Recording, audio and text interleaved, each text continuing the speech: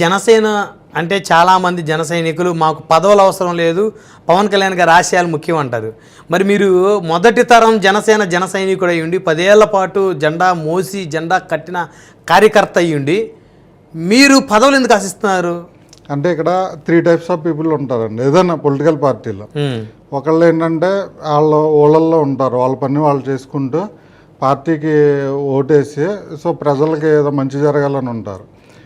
Second cadre ఉంటారు, అసలు ఊళ్ళో ఉండరు, వాళ్ళు ఎక్కడో ఉద్యోగాలు ఐటీ ఉద్యోగాలు చేసుకుంటూ వాళ్ళు అసలు ఆ ఉద్యోగం నుంచి బయటకు వచ్చే పరిస్థితి వాళ్ళకు ఉండదు. పార్టీ ఏదో కొంచెం ఆ భావాలు లేకపోతే కులమో ఇంకొకటో ఆ ప్రాంతంలో ఉన్న పరిస్థితుల్లో ఓ పార్టీ స్టాండ్ తీసుకుని పని చేసుకుంటూ ఉంటారు. సో వాళ్ళకి ఎక్కడ కూడా పార్టీ మీద డిపెండెన్సీ ఉండదు వాళ్ళకి.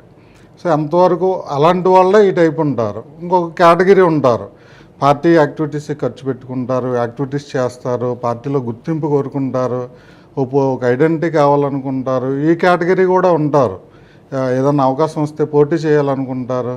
సో ఈ మూడు తరగతులుగా కార్యకర్తలు ఉంటారు.